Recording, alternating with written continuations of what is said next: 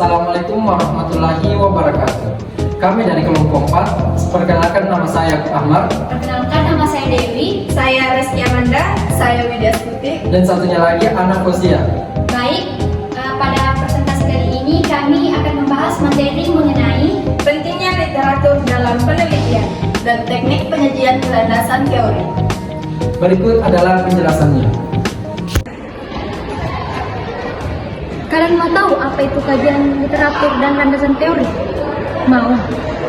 Halo teman-teman, di sini saya akan membahas materi tentang kajian literatur dan landasan teori. Nah, dalam menyusun sebuah proyek penelitian, penulis perlu menulis kajian literatur atau literatur review.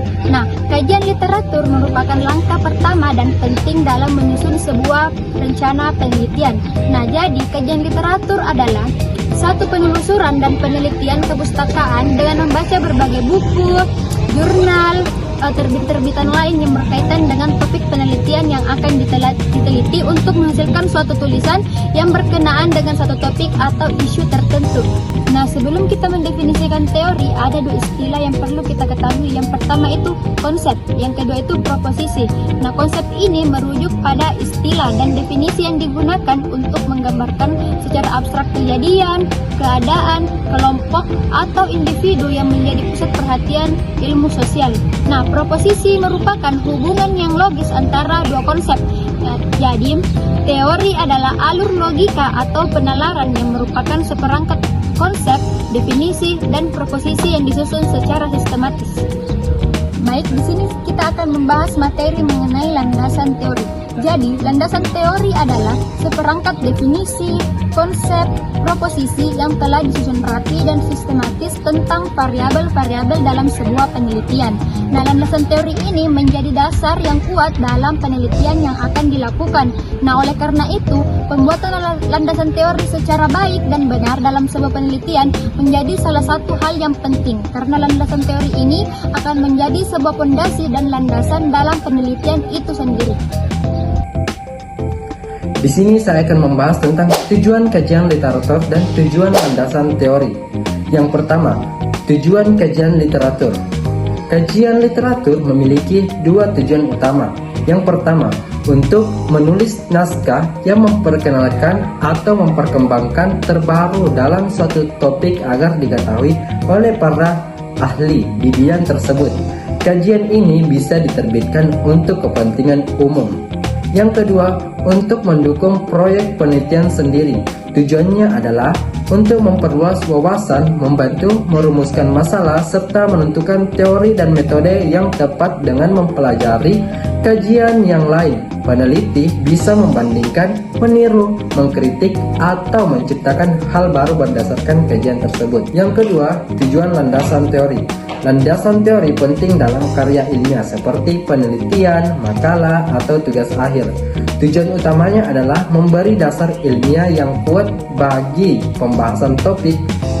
Melalui landasan teori, penulis menjelaskan teori, konsep, definisi, dan menghasilkan penelitian sebelumnya yang relevan. Selain memberikan pemahaman awal, landasan teori membantu menyusun kerangka berpikir yang sistematis, menjadi alat analisis serta dasar dalam merumuskan hipotesis. Landasan teori juga menunjukkan kontribusi penelitian terhadap ilmu pengetahuan, mengidentifikasi kekurangan penelitian sebelumnya, dan mencegah duplikasi. Dengan begitu, peneliti dapat menunjukkan orisinalitas dan membangun kepercayaan terhadap penelitinya. Fungsi kajian literatur dan landasan teori. Yang pertama, satu kajian literatur memperlihatkan kepada pembaca tentang penguasaan kita tentang topik kajian kita. Makin baik dan makin lengkap penulisan kajian literatur, makin baik pula penghargaan orang terhadap kita sebagai penulis kajian tersebut. Nah, yang kedua, kajian literatur akan menghubungkan kajian yang akan kita lakukan dengan wacana luas dalam literatur tentang topik tersebut. Nah, yang ketiga, menunjukkan kemampuan kita dalam mengintegrasikan dan meringankan apa yang sudah kita diketahui orang lain tentang bidang kajian kita. Yang keempat, Dengan belajar dari orang lain, kita dapat melahirkan pemikiran-pemikiran baru. Selanjutnya, fungsi landasan teori. Landasan teori yang menjadi dasar penelitian ilmiah memiliki 3 fungsi. Yang pertama, fungsi menjelaskan, di mana landasan teori berfungsi untuk menjelaskan variabel yang akan diteliti dalam penelitian. Nah, yang kedua, fungsi memprediksi. Landasan teori berfungsi sebagai prediction untuk merumuskan hipotesis, dugaan, atau berguna untuk menyusun instrumen penelitian. Nah, yang ketiga, fungsi pengendali, di mana landasan teori juga berperan untuk mengontrol variabel yang akan dilakukan dalam penelitian. Dengan adanya landasan teori ini, permasalahan yang akan diteliti oleh lebih tertata dan tidak meluas. Halo teman-teman, jadi di sini saya akan menjelaskan materi selanjutnya mengenai pentingnya landasan teori di dalam kajian literatur, yaitu pertama, memberikan kerangka pemikiran. Jadi landasan teori berfungsi sebagai kerangka berpikir untuk mengarahkan peneliti di dalam memahami fenomena apa yang sedang dia teliti. Yang kedua yaitu sebagai dasar untuk pengembangan hipotesis. Jadi dengan adanya landasan teori, peneliti dapat mengembangkan hipotesis atau prediksi yang dimana dapat diuji di dalam penelitiannya tersebut. Yang ketiga, membantu dalam menafsirkan hasil penelitian. Jadi, landasan teori memberikan alat bantu untuk membantu meneliti dalam menafsirkan hasil penelitiannya, yang dimana teori ini akan memberikan konteks yang lebih dalam mengenai apa yang ditemukan oleh para peneliti. Yang keempat, yaitu menunjukkan kontribusi penelitian.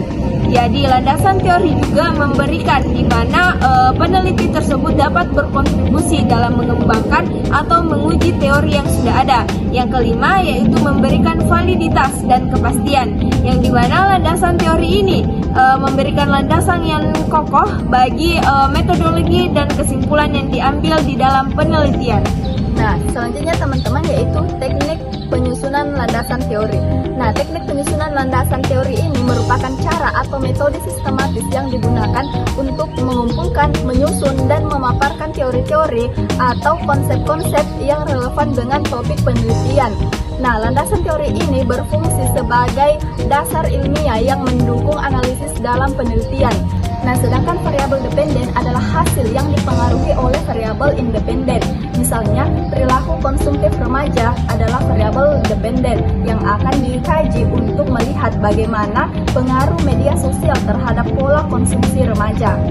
Nah, yang kedua yaitu studi pustaka. Nah, setelah variabel diidentifikasi, langkah selanjutnya adalah melakukan studi pustaka, yaitu mengumpulkan informasi dari berbagai sumber yang relevan seperti buku, artikel, jurnal ilmiah, dan penelitian terdahulu. Kemudian yang ketiga yaitu pemilihan teori yang relevan. Nah, setelah mengumpulkan informasi dalam studi pustaka, langkah selanjutnya adalah memilih teori yang paling relevan dengan topik penelitian. Memilih teori-teori yang dapat menjelaskan hubungan antara variabel. Itulah tadi pembahasan dari kelompok 4. Kurang lebihnya mohon dimaafkan. Assalamualaikum warahmatullahi wabarakatuh.